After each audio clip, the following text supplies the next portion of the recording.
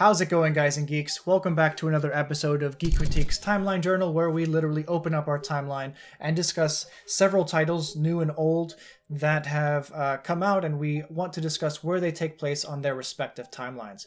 This week we have 5 items if you count the 2 episodes of What If that we're going to be covering. But we're going to start with Shang-Chi and the Legend of the Ten Rings, then talk about episodes 3 and 4 of What If, and then we're going to get into Tempest Runner, which is the latest release from the High Republic side of things. This is an audio drama written by Cavan Scott. And then we're going to end with Suki Alone, which is the latest Avatar: The Last Airbender comic by Faith Erin Hicks. Now, before we start discussing where Shang-Chi and the Legend of the Ten Rings takes place, it's important that we note there is no digital version of the film or no home version of the film for us to dig through scene by scene, clip by clip, frame by frame, like we did with our When Does Loki Season 1 Take Place video. Now, when that film does become digitally available, I'll be able to use more clips from that movie, show you exactly what I'm talking about in depth, and break every time and season and date down much, much better.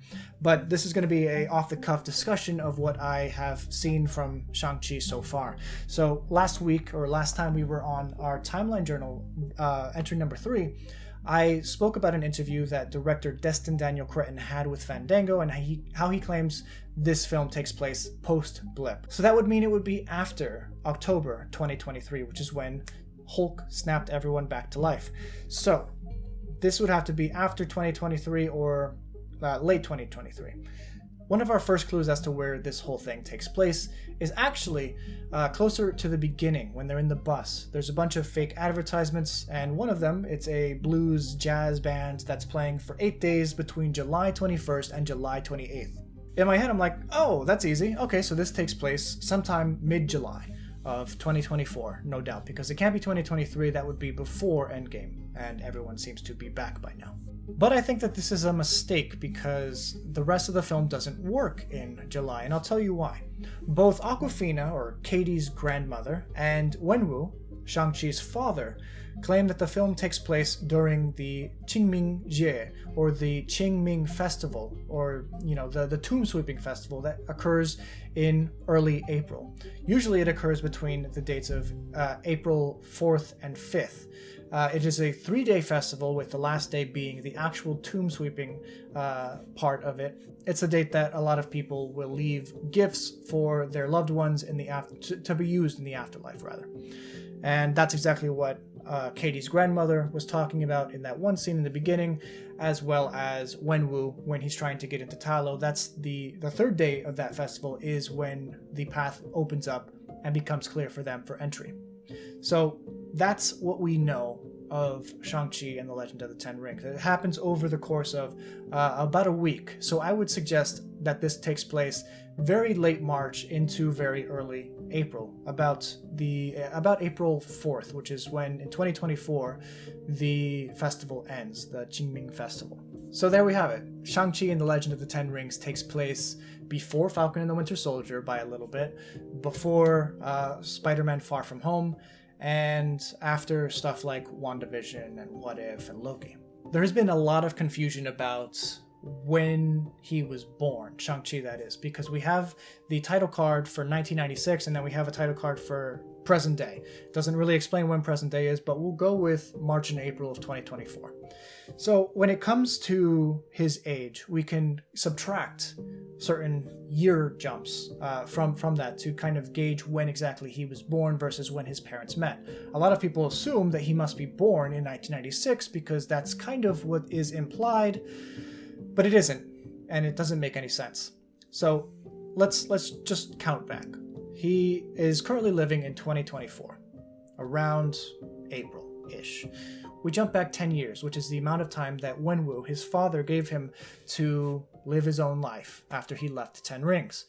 That would be 2014. We jump another 14 years back, which leads us to either 2000 or 1999, depending on his date of birth. And voila, that's basically how old he is, because it's pretty clear. He was 14 and then 10, so he's a 24-year-old man at the start of this movie. And that would mean that several years elapse between 96, when his parents meet and fall in love, and when they actually conceive and give birth to him. So there you have it. We'll break down more of Shang-Chi and the Legend of the Ten Rings when that comes out digitally. Be sure to subscribe so that you can get a high-quality, in-depth video about that specifically. Episode 3 of What If was an interesting one. It was I feel like they're getting better and better every week. Or maybe I'm just getting used to the concept of something that's totally different from what we've seen so far in the MCU. And episode 3 was no different in that respect. What if the world lost its mightiest heroes? I think a better name for it, but that would have given away the basic plot of it, would be what if Hope Van Dyne became an agent of S.H.I.E.L.D.? If Hope became an agent of S.H.I.E.L.D., which was the major trigger that changed the course of this timeline, it would be the fact that she died earlier than we saw her in Ant-Man, and then Ant-Man and the Wasp. So this drove Hank crazy. This drove him to destroy everything that Fury held dear, because he was the director of S.H.I.E.L.D. at that point. So he started knocking off Avengers and the Avengers Initiative, including Thor, who hadn't been, added onto that bunch yet. According to Hank, you would have got him too, basically. So that was pretty cool. So that basic episode took place during Fury's big week, which is huge. It's the first time that Fury's big week has actually been referenced within the Marvel Studios canon. Obviously, we've had timelines that Marvel has produced that show us when each event takes place on which day, but I really loved the fact that it was just like a Monday to Friday. This is what happens, and this is what happens if Loki comes, and that's cool. Fury's big week, canon. The Incredible Hulk, very canon. I loved all of that. So that was a very cool episode for me. And that obviously takes place in 2011. Some people think it's 2010. I know that I differ from the MCU wiki in that respect, but I broke it down in my When Does the MCU Take Place video series, where I discuss how this has been retconned to take place much later than it originally was meant to be. Episode 4. What if Doctor Strange lost his heart instead of his hands, is my favorite by a long shot, and I'll tell you why. This is the first Marvel Studios thing, rather, that we're not seeing something on the Sacred Timeline or on offshoot of the Sacred Timeline. We've seen 3 episodes so far that have become, offshoots of the Sacred Timeline, in the respect that, the first episode, instead of Steve getting the Super Soldier Serum, it was Peggy Carter, and that was the offshoot of that timeline off of the Sacred Timeline. This episode deals with something that never existed on the Sacred Timeline, and that's if Christine Palmer died instead of, just Doctor Strange and his hands breaking. This is something that does not happen on the Sacred Timeline, which means that this is a parallel universe. This is something that's totally different. It's not part of the 616.432 that the TVA register on the Sacred Timeline. This is something that the TVA would never know existed, and I love that. This is something that, I keep saying this is something, but this is something that's so cool, because this is a look at a different universe, and eventually that universe collapses in on itself because there was no structural support to it for whatever reason when Stephen Strange was, absorbing all of those different mystical creatures. So that was really awesome. Obviously, it sucked, and it was very sad that Christine Palmer had to die, and this broke the heart and the mind of one of Earth's mightiest heroes. But it was really cool to see in action, and just an experience that you wouldn't see off of the Sacred Timeline because it can't work on the Sacred Timeline. They also talked about absolute points in time. Is this something that's unique to that universe? Is this something that can also happen in the Sacred Timeline? I'm really, really excited to explore more of alternate universes, not just the ones that sprung out of the Sacred Timeline universe. So that was really cool. It also showed that there were multiple timelines in that universe as well that kind of merged together thanks to that universe's version of the Ancient One. All of this just makes for such an interesting episode, and one of the most visually powerful as well. I really loved everything about that. So I think that's all I'm going to discuss right now for the What If series, the episodes 3 and 4. I, again, will be discussing this in much more depth in our When Does the MCU Take Place series, when we finally get all of those episodes for Season 1 available to us so that we can break down. As always, our patrons get our Timeline Journal series 2 days early, and this one is no different, as well as the fact that they get updated timelines that we produce for this series, like our Star Wars timeline, which you will now see visualized on our screen. So thank you, patrons, for all that you do and keeping the lights on this channel. We're really pleased to continue making this content. It's something that we love talking about, clearly, and you like it enough to help us out, so thank you. We're going to be talking about Tempest Runner today, just one Star Wars title this week. And that is one that takes place 3 months after the events in Valo, or the events in The Rising Storm, the second main entry in the High Republic. We have Jedi Avar Kriss saying, "It has now been 3 months since the defeat of the Drengir and the devastation on Valo." I originally thought that Out of the Shadows, the book by Justina Ireland, took place about 3 months after the events of Valo. I now have to move that back about a month just because these two books do not line up. And again, this isn't necessarily a book, even though you can buy a physical hard copy of it, but this is a script that's adapted into an audio drama, which I personally listen to on audible.com. You can get a free audiobook, any free audiobook, if you click the link in the description below for Audible. And this one was pretty good. I'm really happy with this one. I thought the production quality was fantastic. Overall, the story takes place over the course of about a month and a half to 2 months. So it follows the journey of Lorna D, which was one of the original 3 Tempest Runners from the Nihil. The Tempest Runners are like the major gang leaders within this Nihil organization, this group of pirates, basically.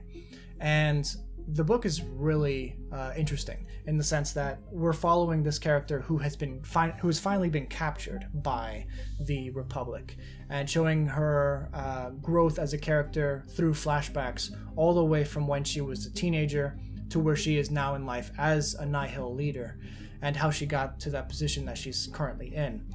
And some really interesting stuff happens. We also get some resolution with other particular Tempest Runners, Pan Eta specifically.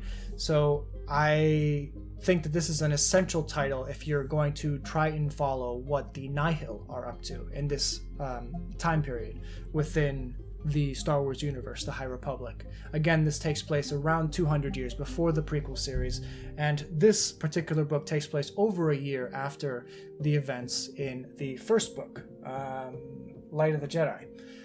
So this would take place in 231 BBY, and it's the latest book that we have currently seen in the High Republic yet.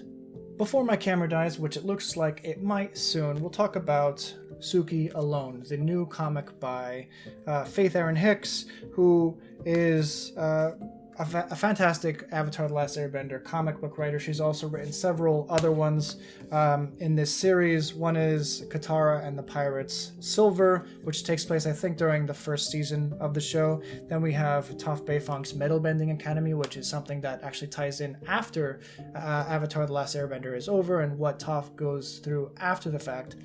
And then, of course, Suki Alone is the most recent one. We'll discuss those other titles in a future video. But Suki Alone, I think, was the best of the 3. I think it was the most timeline conscious, especially. So we have Suki, who is captured by Azula in Season 2, Episode 14, which is Appa's Lost Days. In the middle of that episode, or near the end of that episode, we actually see Appa meet up with the Kyoshi warriors, which Suki is part of. And what follows is Azula capturing Suki and sending her to the Boiling Rock, which is the fortified prison which the Fire Nation sent many of their high priority prisoners to. And Suki is in there for a very short time before she realizes that there are legumes that she remembers from her childhood. There are many flashbacks in this, but short flashbacks. And these legumes are great for growing strength, which is something that the Fire Nation doesn't want their prisoners to do. They give them slop, they give them very, very poor food to eat, and Suki begins growing in secret a garden of these legumes, these seeds. And eventually 2 weeks pass, which I thought was pretty cool that they actually gave a, an actual time period. And after 2 weeks, they already have a garden growing. Eventually she is sold out, and she's put in isolation for another 2 weeks. So we know that this series, or this particular comic, takes place over the course of a little over a month. At the end of it, we actually get a glimpse of her eventual saviors, which are Sokka and Zuko, coming in on a Zeppelin. So between the midpoint of Season 2, Episode 16, Appa's Lost Days, and the Season 3, Episode 14, the first part of the Boiling Rock episode arc, that takes place about a little over a month exactly. And I thought that that was pretty cool that it was organized in that way. Eventually, I would love to make a massive Avatar: The Last Airbender timeline, probably before the Avatar Studios shows start to kick into high gear. That's something I really look forward to creating for you guys. So I hope you enjoyed this episode, this shorter episode of the Timeline Journal, entry number 4. I really appreciate any and all comments that you guys provide and questions that you give me that I can potentially answer either in the comments themselves or in future videos. So thank you. I hope I was able to answer a couple questions that you may have had. And please be sure to like this video if you would like others to check it out as well. Subscribe if you haven't already. Click that bell icon to be notified when we post new videos like this one. And yeah, I hope to see you in our next Timeline Journal. And I have other projects coming as well that aren't specifically timeline related, so please be on the lookout for that. Have a good one, guys.